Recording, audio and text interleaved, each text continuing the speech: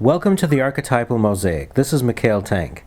Today's guest is Hanna Longdo, 7-time Queen of the SoCal Renaissance Faire, and 2 years before that, understudy. A very special person, very special guest. As someone who's attended the SoCal Renaissance Faire all of these years, I have to say that, Hanna, welcome to the show. You really do have the archetypal energy of the Queen.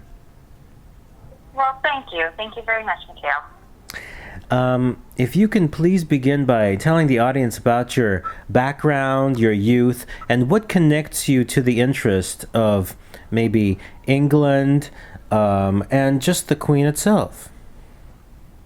Okay. So I was actually born into it. My mom is a costume designer at the fair. I was born on a Wednesday and was there on site that Saturday. I was only 3 days old, and even at that time had the opportunity to be presented to the actress who was portraying the Queen at the time. My middle name is Elizabeth, Elizabeth Rose, which is kind of an homage to Elizabeth and then the family sign of the Tudor Rose. So it's kind of something that effectively has been bred into me. I grew up traveling the country with my mom and her business and participating in different fairs. So I kind of grew up with that innate belief that whomever is portraying the Queen is the Queen, and it's kind of ingrained in your personality to go out and take the opportunity to pay homage to them. So, yeah, it's kind of always something that has been a part of my life. Are you much, do you love literature? Who are some of your favorite authors? Oh my gosh. Well, of course I have to step on the boat with saying Shakespeare right off the bat because it's so much a part of what we do here. But L.M. Montgomery, read all of the Anne of Green Gables series. Being a redhead with freckles, I mean, it's definitely something that you align yourself with when you're younger. Gosh, I'm looking over here. Who do I have on my bookshelf right now? Paulo Coelho is probably my favorite author of all time. Just his humanity and his writings, which interestingly enough, the other authors that I listed off, that's something that speaks to me very highly also, just talking about the human condition in a very tangible and real way. But I definitely have my take on a little bit more of a fantasy appeal that I like. C.S. Lewis, I grew up reading the Chronicles of Narnia, which kind of goes hand in hand with that whole Renaissance kings and queens and mythology in that field. So kind of broad spectrum. I do a lot of reading. Now, tell me, have you studied Queen Elizabeth through all the different movies and the Glenda Jackson and all the different versions? Oh my goodness, let me tell you. Yes, I own the Glenda Jackson series, and there's a lot of the strength in my portrayal that definitely comes from attributes of her.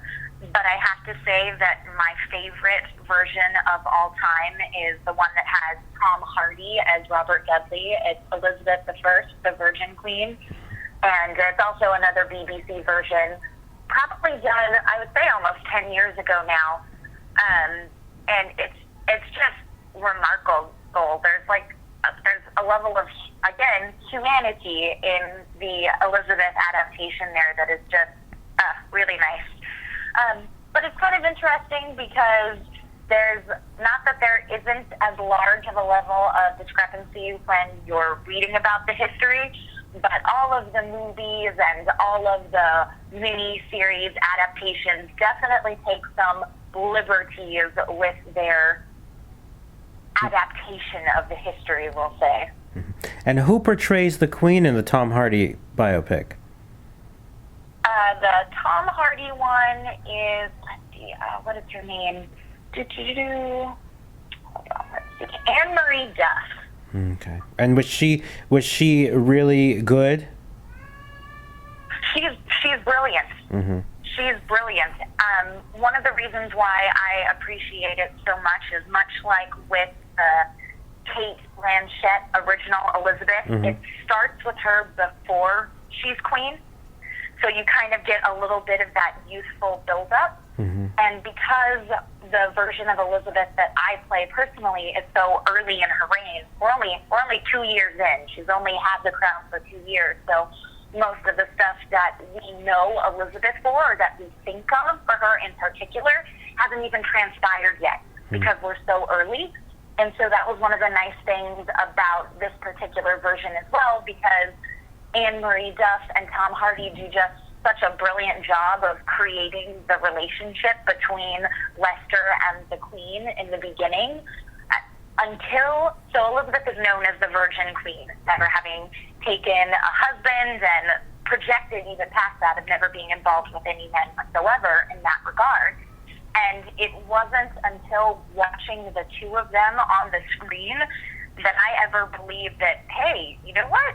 Maybe something actually did happen between the two of them. Like, their chemistry is so brilliant, and that relationship that they forge as friends, even more than that, is just, oh, gosh, it's brilliant. It is clearly my favorite. Wonderful. Now, tell me about your portrayal.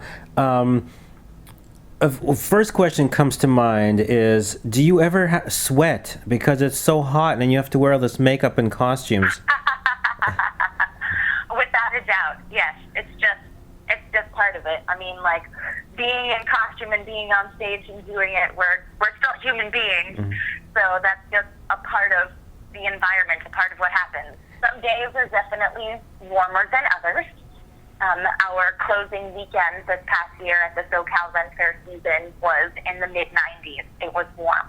And I also made the decision to wear my hair down both days, which means, full-length extensions that come back to the mid of my back. So that definitely adds on a lot of heat and temperature as well. So, I mean, it's just part of it. You do your best to still look as well put together as possible, but, it's real life, and it's happening there in the moment. Do you have fans and cold water and everything you need to keep yourself hydrated? Oh, without a doubt, yeah. I have a fantastic team that works not only within the confines of what we're creating historically, which are the ladies-in-waiting and those who are servants for the Queen, but they're also really fulfilling that task and job. During any given day, there are always 3 different positions that are continuously being maintained. That is cup, basket, and pitcher. The cup is precisely what it sounds like. It is the cup that carries my water or my Gatorade, as the case may be, if it's a warm enough day to warrant needing those extra electrolytes. The pitcher is just what it says it is, the pitcher that carries around whatever liquid is being consumed that day. And then the basket is a basket that effectively acts as my purse. Carrying around any special event scripts that I might need, or my ID badge to let people know, like, no, I'm supposed to be back here in case they don't recognize me, like all kinds of stuff like that. And those people are there anytime I'm out and doing anything throughout the course of the day. They are always there and with me. Taken pretty good care of. Very good team. Tell me, how does it feel to be the prime figure of a fair? Now, let me say this, that as someone who, I've went under the moniker Sir Tank since I was 12 years old, and then I became a Count of Sealand, which is kind of an interesting place, and the Prince was on the show, the current owner of that interesting location in the water. I also had Prince Dmitry Romanov of the Russian royal family on the show. I had Tatiana Fabergé, who I co-interviewed, of the family of the Fabergé eggs for the Tsar. So there's been a lot of royalty a part of this and the previous show that I was a part of, and having you on the show is just, it's a great gift. My question to you is, how does it feel to be the prime symbol of this entire event? Are people aware? I mean, sometimes it seems that they think that you're just another person in a costume, right? They may not know that you happen to be the most valuable person in the whole fair. How does it feel? It's very interesting because I've done it for almost a decade in the role, and then had my entire life leading up to it beforehand. So my feelings on it have definitely progressed in that time. I luckily have a huge supporting cast. I mean, our particular show has over 1,500 costume performers, and everyone is trained and brought on board to make sure that they are giving that reverence and due diligence to the queen when she comes. I never get to walk anywhere by myself. I always am surrounded by the 3 different people that you've heard of, and generally a male escort, and always yeomen of the guard, which are the queen's bodyguard. So that helps to facilitate the attributes of being the queen, because you have that built-in system right there that is throwing that focus and making that happen. But I also have the huge costume on and the crown and all of these other things that really solidify it. As far as the legitimate personal feelings, it's mind-blowing. I feel such a huge debt of responsibility, for a lack of better way of thinking of it, not only to the other cast members who I'm interacting and interfacing with, because without them throwing that focus and giving that belief and that reverence to the character that I portray, she wouldn't exist. Mm-hmm.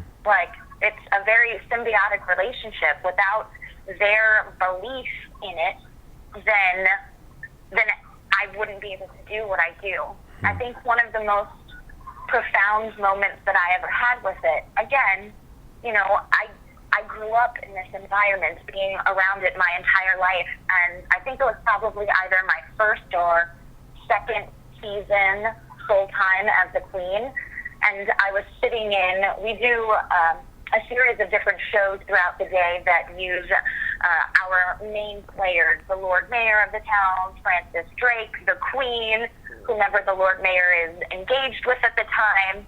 And I sat in on a Lord Mayor show just to kind of find out what the overall theme for the show year was going to be. And I was sitting at one of their rehearsals, and Will Wood, who was the actor who plays Francis Drake, got up onto the stage, and he just celebrated his 50th season with our show. 50th, 50. Again, 50th, wow. Yeah, 50. So he's one of those people that I grew up watching from infancy, and one of the things that he always does is, as his character, he is there to support and to love the queen and to love England, and that is just what he embodies and what he brings. And I'm sitting there and I'm watching this rehearsal, and he gets up on stage and he's introduced, and before he goes and does anything or answers any of the questions that were posed to him and being called up on stage, the first thing that he does is drop the cheer for the queen. Let us raise 3 cheers for Her Majesty. Hip, hip, huzzah, hip, hip, huzzah, hip, hip, huzzah. God save the queen. And, there's this act that I have watched done literally by this point in time thousands of times, but he grabs that focus and pulls that reverence from everyone else who's around him, and I'm sitting there and I'm watching it, and I have that moment of clarity and thinking to myself, oh my gosh, this is all for me. Mm-hmm. That feeling, that enticement, that deep down to his core belief that not only he's pulling from himself, but from all of these people, he is doing for whom I am representing. Mm-hmm. Oh my God. It was just a very, very powerful and very strong moment. But I mean, they happen all the time. One of the things that happens with the queen is she's carried on a litter. We refer to it as her chair, and I have 8 different yeomen who carry me from one place to another on their shoulder, and not a day goes by when that happens and I'm in the chair that there's not an instance of me engaging with one of our audience members and seeing that light in their eye and that excitement that causes me to kind of catch my breath and have, my eyes start filling with tears. This is huge, and it's a lot to think about representing, not only for myself and the person who is that historical figure that I'm, embodying, but also what that means to all of these people. You know, I'm getting all misty-eyed. oh, you brought up something extremely important. We're going to go down in the elevator of depth here for a second. When I was chosen to play Dionysus by Bill T. Jones, and that archetype has stayed with me throughout time. I did a music video and a whole album about it. And your archetype is the queen. Now, let me tell the audience the following. Being somebody who's gone to the Renaissance Fair for many years, I have witnessed a different, I would say there's many different ways of experiencing it. But from my perspective, just an opinion, there's kind of a surface level of saying, well, these are just costumes, these are just pretending people. And then there is something a little deeper, and that is the archetypal value. I mean, when you take it seriously, when you're talking about magnetism, pulling reverence, creating this field of belief, what you're doing is you're accessing the archetypal realm. Do you believe that by doing such a fantastic job, and I have to say, as both an onlooker and somebody who appreciates royalty most of the time, and also somebody who appreciates, these archetypal realms, I have to say you really embody the elegance and also the restraint of the queen. You really embody those elements. I believe that if somebody was to play the queen or Dionysus or any of these tremendous figures on a surface level in order to, while listening to the surface responses of, well, that's just somebody in a costume. And then if one was to take it seriously and just to be, oh, well, I'm just in a costume, then you can get full of yourself or unhappy or be cranky. But if you stay in the archetypal energy and you deliver the truth, there will be people there like me who connect with you on a much deeper level and say, wow, you deserve that role. You're so amazing at it that I believe you and I'm in that realm with you. How does that sound to you? Do you see both versions and many multiple responses to you? And how do you stay true when sometimes people don't believe? Well, the bottom line on that one for me is, yes, their belief gives them a better experience, and maybe it's the school of acting that I come from personally. When the dress is on and that gate is open, I'm not me anymore. Mm-hmm. I'm the queen. Mm-hmm. And that is what I am there to do. And there are so many different facets that are a part of creating that moment and that space for me to be in. And if someone is there and they are down and they are engaged and they want to play and they're there for the same purpose and remembering and being a part of what we're doing, then that is awesome, because I think that it improves their experience. What we create there, and our goal is to be that immersive day in Port Bedford where people are coming to visit the market fair. So if people lose their everyday compunction to believe in, cars and telephones, and we're here and we're actually in Irwindale and, it's a hot Saturday and, we're just in a park, then they're going to have more fun with what's happening. Mm-hmm. I do my best.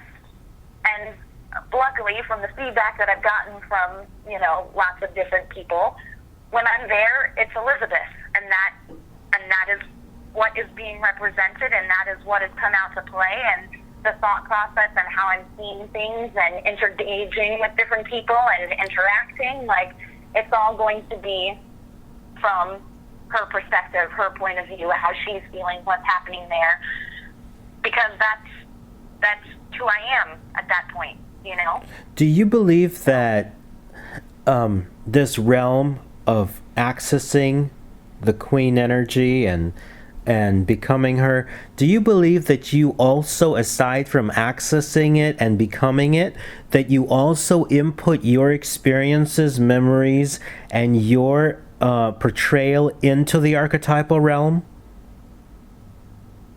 It's interesting. I've not necessarily thought about it very much, But the best way that I can think about that question is having the knowledge that when I step out of this role and the next person comes in and takes over and has their opportunity, I know without a doubt that part of what I have tapped into and created and brought forth is also going to be a part of what they do.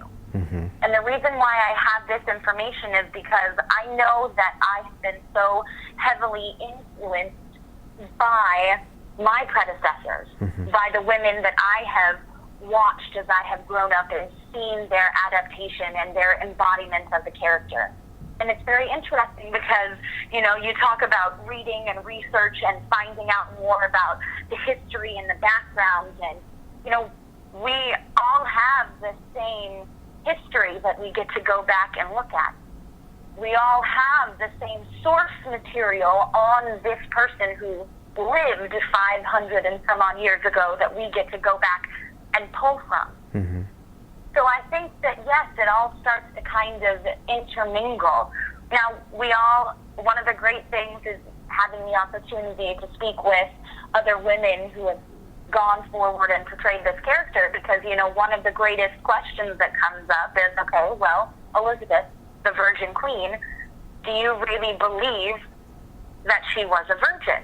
Mm-hmm. And I guarantee you, like, that is one of the close to the heart secrets that each of these women goes forward and doesn't necessarily share what her personal opinion or feeling or, like, innate belief is of whether or not that happened.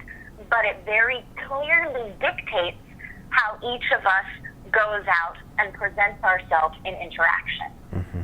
So, yes, out there in the ethers tapping in, do I think in some level we're all connected? Yes, I definitely do.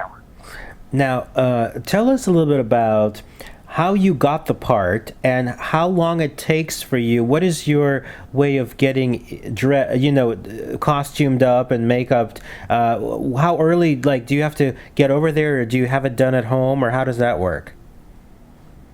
I actually prepare there on site, and I'm generally in my dressing room in the morning between 6:30 and 7. Wow. And I don't even take the stage until like 11:30, 11:45 in the morning. But it is a multi-step process.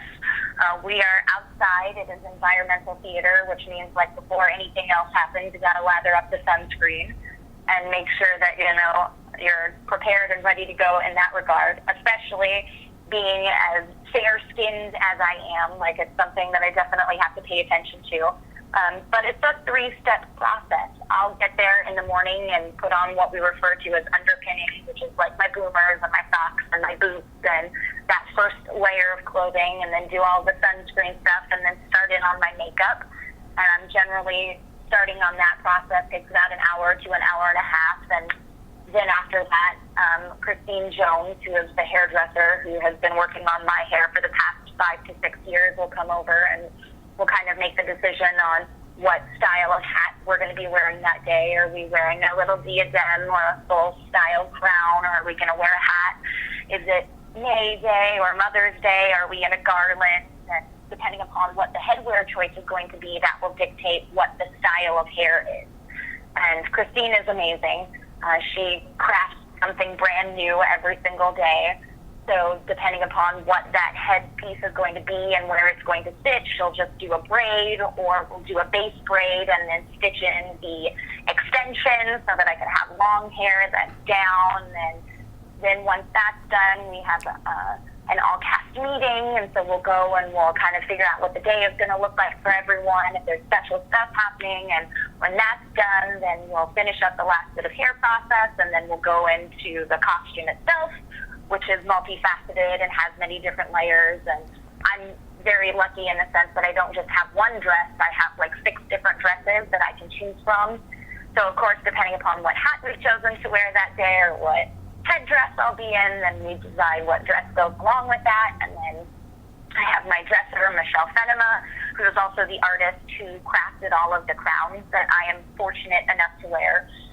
She comes over and she helps get me dressed. and then we put on all of the jewelry, and then after all the jewelry is done, then we have to put on the headpiece, and that in and of itself is a whole process because it has to be put on the right placing with whatever the hair is, and then it has to be bobby pins and attached to my hair so that I can go out and do whatever it is that I have to do during the day as the queen, whether that's leaning over and talking to small children, or it's dancing and it's moving. I have to have that piece on securely enough that I can do whatever I need to do without the potential of it falling off. So it's a whole big, huge process. And that's just on the daily. So basically, during those days, you have 14-hour days. Effectively, yes. And you stay in character the whole time. Do you have a lunch break? Do you have time to just be yourself? You know, I do have lunch, but I eat lunch on stage. I eat with my yeoman of the guard, which is wonderful, and I love it. But I mean, like, the bottom line on that one is going back to, you know, the sweating question. Yes, I'm human, which means throughout the course of the day, there's going to be time where I need to duck backstage and use the bathroom and freshen up and, like, clean off a little bit of the sweat and reapply the powder and be like, okay, all right, we look presentable. We're good. We're ready to go. Let's go back on stage. And, you know, sometimes we have special events that are happening, which means memorizing a certain script or a certain invitation or a little bit of information that we have to get out appropriately. So we'll get backstage to make sure that that's all solid and ready to go. Wow. But the majority of the time is spent on stage interacting with our audience and our guests. Amazing. And, you know, the sweat question came about because when I wear costumes and whenever I go with people, they always ask me, because I like to wear black sometimes. I have some brocade stuff, and they always ask me, aren't you going to sweat all day? It's so hot out. And then I respond by saying, well, look at the queen. I mean, she has so much more stuff to carry on her, and she does such a great job. You know, now back to, there's so many questions I have for you. Now, about knighting, there's the wonderful horse lady who works at the Tea with the Queen. And by the way, anybody who goes to the Renaissance Fair, check out Tea with the Queen. It's a lovely event. Is that one of your only photo ops during the day with people, the Tea with the Queen? And how do you knight people? What's the process for that? So ordinarily what we do during any fair day is we do a children's knighting ceremony, and that is reserved specifically for children. During our season, we do have some special events where people who have done above and beyond what they need to do just in working for the fair and the entity itself, they have special recognition where they are knighted for all of their hard work. As far as photo ops go, I mean, we're out and about throughout the day on, you know, pretty much a 80-20, depending upon what our shows are, basis. And what that means is anytime the queen gets stopped in the streets or she makes the stop to engage with different people, there's always an opportunity for taking photos.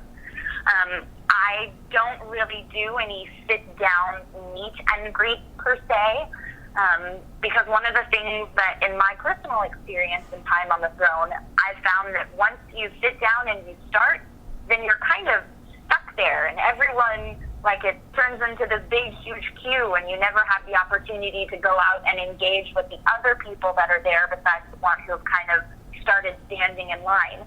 So it's kind of been my personal goal, instead of just having a sit-down meet and greet and availability thing, instead of creating that pomp and circumstance, I like to go out and bring the queen to the people. I mean, if you take the opportunity to do any research on her, you'll find out that that is how she regarded herself. Elizabeth was a queen of the people and went out and walked among them and spent her time with them. And I think one of my favorite historical facts is that when she was making her entrance to go and be coronated through the city of London, she stopped. If there was a peasant, if there was anyone out there who had flowers, who had a gift for her, she stopped her entire train of people so that she could go down and take that gift. Wow. so that she could be there and so that she could engage with them. And the Spanish ambassador at the time wrote back to the King of Spain saying that it was completely ridiculous. Like, she had no sense of decorum. She didn't know who she was. She was just stopping willy-nilly to talk with anyone. And I think that that's so beautiful. Mm-hmm. I mean, you know, our system of government in the United States is so different than the idea and the concept of a monarchy, especially back then as compared to what it is now. And like, you are there by birthright, yes, but these people are the reason why you're there. So, you know, paying them love and honor and homage is important too. Beautifully said. Now, let me ask you this: being the queen, you are the primary focus in a way. Have there ever been any kind of scary situations, ultra fans, anything that you needed special, like a strange situation? You know, it's really interesting. We definitely have differing levels of customers who come in. We are a drinking event, which means that on particular days when it's either really hot or it's really cold, people are definitely in their cups and having a good time. I've never personally had any instances where I have legitimately been afraid for any reason. Mm-hmm. I have had different instances where patrons have done things probably where they shouldn't have done them. I was walking out on Progress, which is what we refer to as the parade. This was probably 3 or 4 years now, and I had a woman who was very clearly in her cups, as we like to refer to it, and she broke through the yeomen that were walking with me in an attempt to touch my chest. Wow. And she made it happen, and then she looked up at me kind of like abashed and shocked and said, "Wow, they are real." And I was, yes, madam, they are, thank you.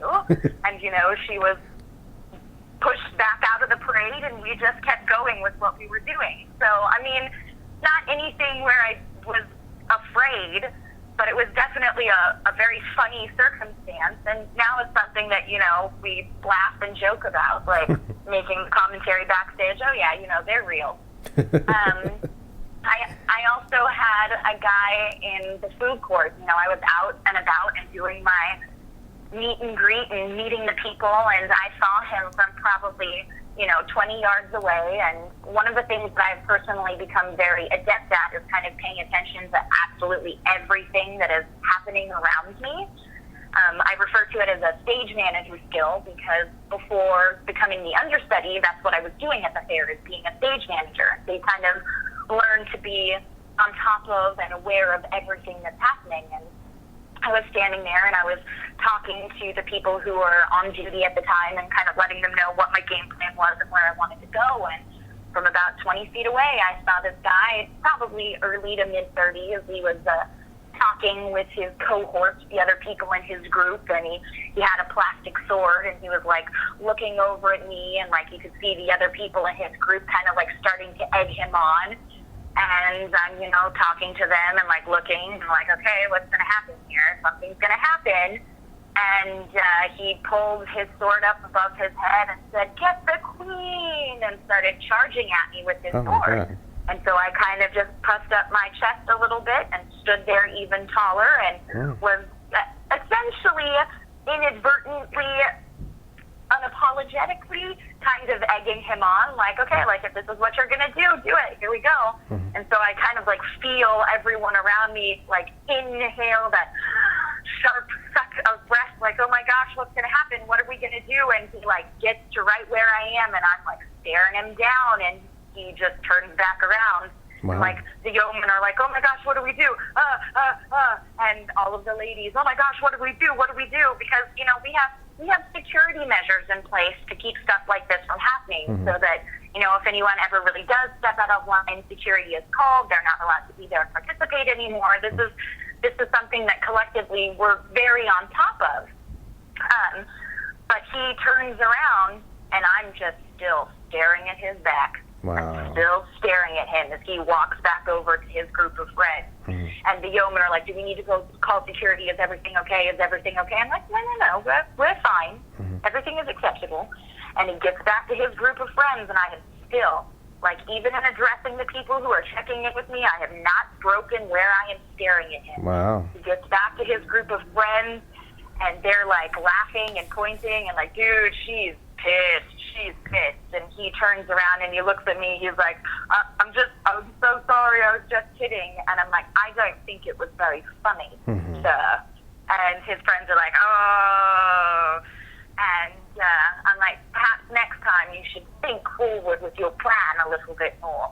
And like his friends, oh, you got burned. And they were joking and laughing. And again, the yeoman checked in. Do we need to call security? I'm like, no. He just wanted to play. Like, he honestly didn't have a very good thought process on how he was going to do it, but he really wasn't trying to harm me. That's not what his goal was. That's not what he wanted to do. And, like, it's really funny because, you know, again, I made the decision, like, no, don't call anyone. Don't get him in trouble. Like, that's not going to help anything. That's not what he wanted. And we saw him, again, like, the people who were on duty with me and myself throughout the course of the day. And it was so funny because, like, any time that he would see me throughout the rest of the day, he'd go down on his knee and put his sword in front of him. My sword is for you, your majesty. Like, then we had created this positive relationship from that bit of interaction that kind of honestly scared a lot of people who were there. So you have to learn how to gauge your audience members. You have to learn how to interact with them. Amazing. Of course, if it was, in other measures, if it was a real sword, you definitely want to, you know, have security there. But it's altogether, what you're saying is so powerful in terms of character building. I mean, this experience that you've had and have gifted so many people with your presence, how has it developed your character? Oh, immeasurably. It's very interesting because, you know, I had a conversation with Clayton Hamburg. He's the actor who plays Robert Dudley, the Earl of Leicester, who's kind of effectively, for better suited terms, almost like the Queen's boyfriend. And it was a very intense season 2 or 3 years ago, and I was like, I'm getting so confused and so lost in all of this. Like, I don't know where Elizabeth is ending and I'm starting. Because she is a very strong and empowered character, but at the same time, like, if you think about the history there, a lot of that is the whole, you know, faking it until you make it. You have so many external factors that are fighting against her right to be queen, her right to be queen by herself. And so there's a lot of sticking your guns out there and having your own personal belief and remembering who you are and having a sense of destiny and belief in yourself. And I mean, there's all kinds of stuff that I have personally gained because of having the opportunity to portray her. Personal belief in myself, being able to stick to my own guns about things, recognizing and being acknowledging of the fact that it is okay to step outside what the preconceived comfort level should be for, especially for females. You know, I don't mind saying I firmly believe that Elizabeth was the first feminist. Like, let's put that one on the table because she had to be. You know, she fought very strongly for all of the things that she knew she possessed, but that other people didn't believe. I guess for a queen it would be different. A queen has ultimate authority, so she is above feminism, I guess. She's the ruler. It's an interesting concept for sure. Let me ask you this. Being, you know, let's say there's a lot of girls, and everybody wants to be the princess or the queen, or quite a lot, let's say. And there's a form of unspoken jealousy amongst ladies who may say, wow, why is she the queen, not I? And this is not fair. Have you experienced jealousy like this from ladies in your surroundings, and how do you deal with it? How would you tell if you had a daughter, or if I had a daughter who had needed advice? What would you tell someone like that? Well, the first thing is that I'm lucky in the sense that I haven't had to deal with jealousy where it is concerned. I have a fantastic group of people that works with me, not only within the fair environment as a whole, but very specifically within the court itself. Mm-hmm. And, one of the things that happens with these people who are there is they have the opportunity to see just how much work it is. And this is one of those interesting moments where it comes back once again to, where do I end? Where does she begin? So let's take a look at this one here. At the fair, as the actress who's portraying the queen, people, make the commentary all the time. Oh, you're the queen. You can do whatever you want because you're the queen. But no, I can't. Mm-hmm. I am the queen, which means that I have to present the example to absolutely everyone else who is here. Not only to my fellow cast members who I am working with, but also for the thousands of people who we have coming through the gate every day. Mm-hmm. I have to always be on my A game and always representing the character and the event to the best of my capabilities. Mm-hmm. Elizabeth had to deal with precisely the same thing. Mm-hmm. Yes, she was queen, which means that she should be able to do whatever she wanted, but it's the exact opposite. When you take on that responsibility, when you take on the parenthood for all of the people in England, you are no longer your own person. Mm-hmm. You live and you exist for them. Mm-hmm.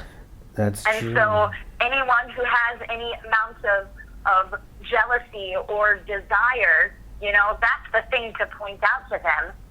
It's not all a cakewalk. Mm-hmm. It is a lot of work. Mm-hmm. And so, if you're talking character-wise or someone who wants the ability to, be the queen for everything that they think it is there, then, Elizabeth would just point all of that information out to them. It is all fine and well to have this desire and to want it, but you are no longer yourself. Mm-hmm. You are the we. You are the entity, the body politic, the embodiment here, God's chosen on earth, and you are no longer just yourself. Oh, I must say, you just spoke like a true queen, by the way. You just did. Well, again, that's thinking about it, what happens. That's you just spoke from the archetypal source. You did. I mean, if I was to give the microphone, and I've had contact with Her Majesty the Living Queen, and I hope she lives a long time. Mm-hmm. I adore her. But if I was to give a microphone to her or to you with what you just said, I think it would be pretty much the same answer. So that was really, I would say that was the heart of the interview for me. What you just said was so, it was so accurate, and you spoke with such truth to you. It was absolutely beautiful. Now, let me say this. So you've been the official queen of the Renaissance Fair, and we have just heard Hanna actually speak from the archetypal source of the queen for 7 years, and now you have decided to move on to greener pastures, to other things. Can you tell the audience what you have planned and why you made this decision? Yes. So the first thing that I can say is that I don't have anything definitively planned. Everything is kind of up and out in the ethers, and I'm waiting for that next thing to present itself. And then to answer the second half of that, I made this decision myself. And it was not lightly done. This is something that has been in the works for a number of years now. Not only because they needed to find someone who they felt could step in and replace me, but also because, I needed mental space to be able to start thinking about stepping away from this and doing something else. It legitimately becomes all-consuming, you know. To make a big joke about it, like all of my coffee mugs in my house in some way, shape, or form say something about being the queen. My license plates on my car are personalized, talking about the fact that I am the queen. Like it's a part of all aspects of my life, and I'm making the decision to step away from it now, so that all of those aspects that we previously talked about do not become all-consuming. Meaning that right now I feel like I'm legitimately on the top portion, cresting, being on my A game. I'm very confident and very comfortable and very solid in the role and in what I do and in what I bring to it at the event itself. But you definitely feel the weight and the responsibility and the burden of all of these things. And I'm not saying that it is so much of a burden that it's painful and I don't want to be there because I'm not enjoying it. That's not it at all. I still absolutely enjoy it. I still have my life and my soul touched every single time that I have the opportunity to go out and do it. But I don't want that to change. Mm-hmm. And to quote a line from the musical The Boy from Oz, I'd rather leave while I'm in love, Beautiful. While I still recall the meaning of the word. I want to leave going out on top of everything. I don't want to have been here so long that I'm like, you know, holding on with my claws, not wanting to leave. I would rather go out on the top. And I would rather have the opportunity to make the choice myself personally that, you know, it's time to do something new. That's beautiful. And who knows? You might be back in the future, right? You know, the fair is my home. I've been there my entire life. So I can't imagine not being involved or a part of it in some capacity. I'll most likely be away for a year, not performing. That's my assumption. People with very good reason become very attached to their queen, the person who first represented the character for them. And out of respect, I think that it would be better for me to take a season away so that whomever steps into the shoes, whoever takes that role, has the opportunity to, you know, forge and create her identity for people to rally behind. I think that's really important. Amazing. And well, that's incredible that you said it this way. Now, when you're done with the fair, is it easy for you to come back to the world of just being a regular human being, or do you feel deep inside that the queen is calling you, or that you're connected in a way, or sometimes that you know that it can overtake you, or do you just put it into like a costume away into the closet? You know, it's kind of a little bit of all of the above, to be honest. And the reason why I say that is because there is a part of me that feels like, you know, the season is done and it's time to go back to everyday life, and I have the ability to just put it away and call on it, you know, when the time comes and I need it for something else. But again, you know, this character, this being, this entity has become very strongly a part of who I am. And so in those moments where I need to find that personal strength or that fortitude in what I'm doing, then that deep down settled space of strength definitely comes from the same place. Amazing. When I am walking into a situation where I need to take command of the room or be the focal point or center of attention, I definitely know where to find that space. And my friends and my roommates will tell you all the time that I use the royal we all the time without even recognizing it. So it's all of the above. It's amazing because in Jungian terminology, there's a term called possessed by the archetype.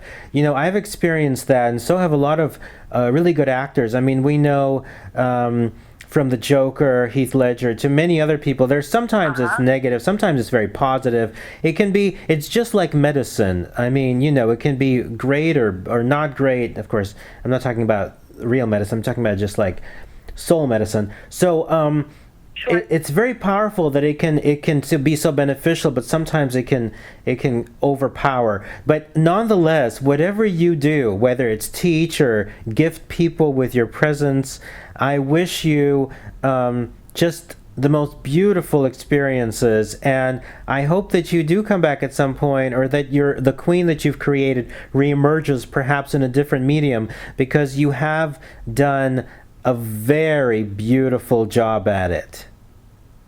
Thank you. Thank you very much.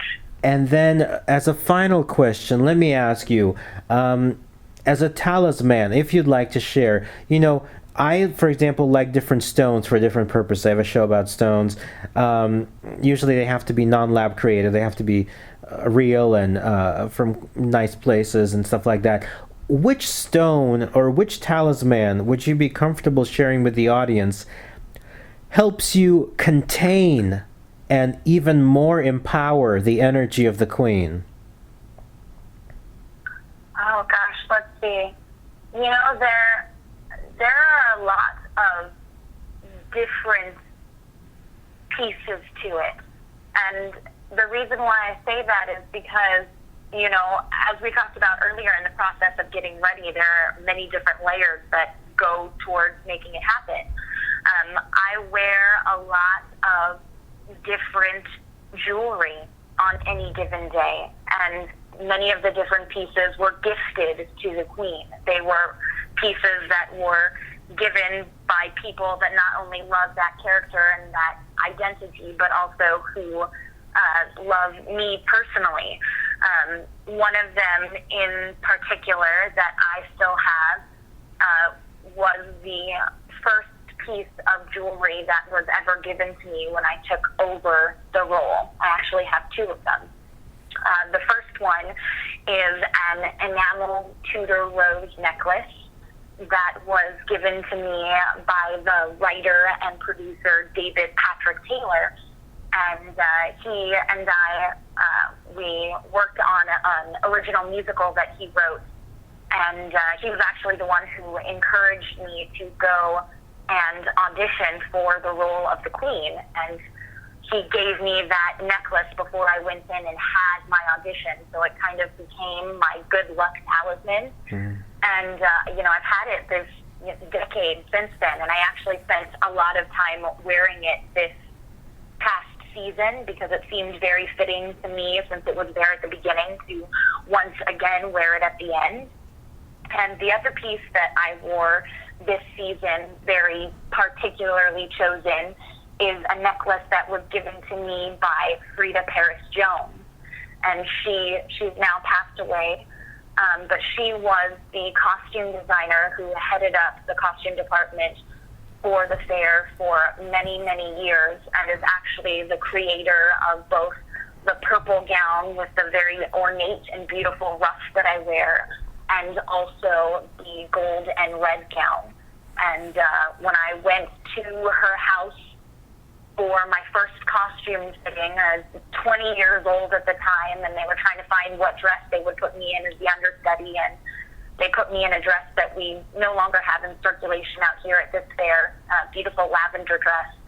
And she had everything on me, and she was, oh, it's just not quite right. I know what it is. And she actually went in and pulled out this particular necklace, and she gave it to me, and she sent me home with it that day. She said, this is yours. And I still have that piece, and I pulled that one out to wear it a lot this season as well. So, wonderful. Yeah, just pieces that are important not because I have chosen them personally, but because they have been given to me on this journey by people who are very important to the fact that it has even come into fruition. That's beautiful. Thank you for sharing. And I realize that Of course. your term as the queen is very American in a way because it matches almost what a presidential double term would be. It's funny that you say that. Actually, I shouldn't be that surprised by it at all. Sunday morning in my dressing room on my final day when I was preparing to go out and do it one last time, we legitimately, my team and myself, just listened to One Last Time from Hamilton the musical over and over and over again. And it's, where Washington is saying that this is the last time. He's not going to run for president again. He's done. So that's kind of funny that you pulled up on that independently. And also, it's what you just said is that the last time was this last Sunday, and I was there that day.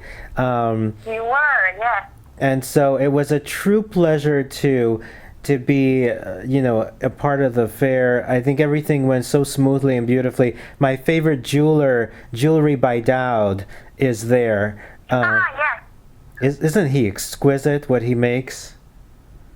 He is wonderful. It made me laugh because his eldest daughter, Micah, and I, we grew up at the fair together. Oh, wow. So talking about being there and being a part of it for years. Yeah.